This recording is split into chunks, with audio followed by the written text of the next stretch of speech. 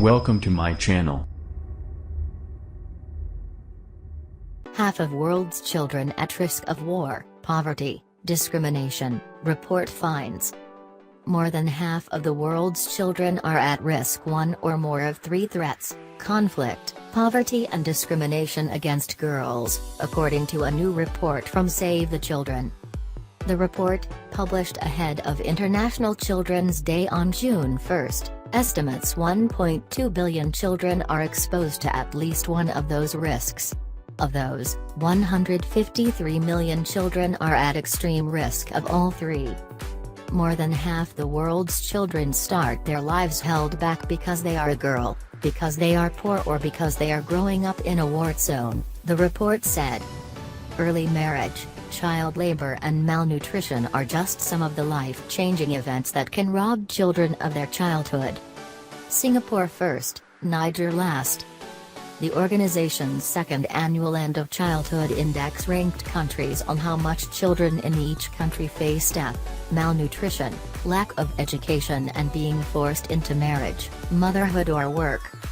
Despite their economic, military, and technological might, the United States, 36th, Russia, 37, and China, 40th, all trail Western European countries in the index, said the report.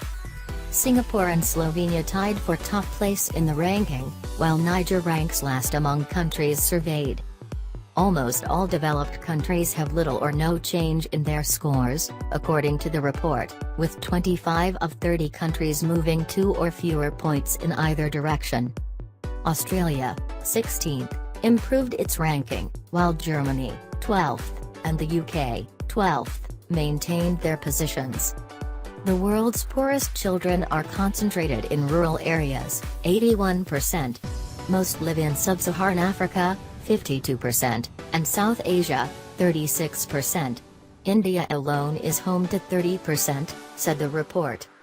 Overall, the data collected for the End of Childhood Index document tremendous gaps between rich and poor countries and the urgent need to accelerate progress for the most vulnerable children, said the report.